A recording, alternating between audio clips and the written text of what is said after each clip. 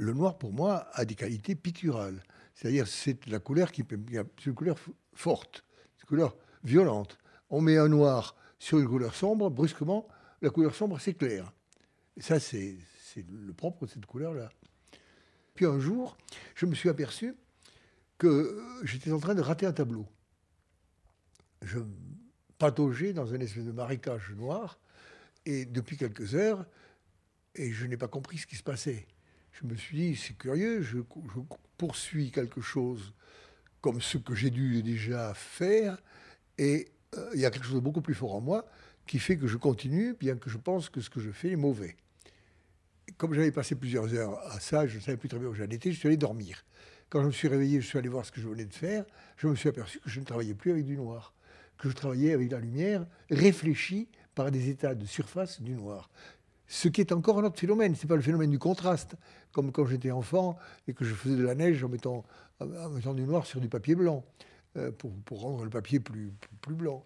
Non, c'était pas ça. C'était de la lumière qui venait de l'état de surface du noir.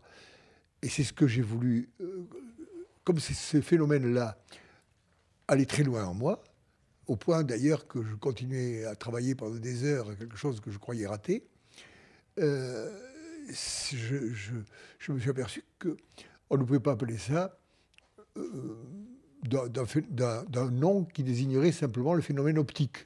Comme il y a eu une exposition de mes peintures dans un musée, au musée de la ville de Paris, il y a eu une grande exposition rétrospective qui s'appelait Noir-Lumière. Le titre était excellent parce que tout le monde a compris.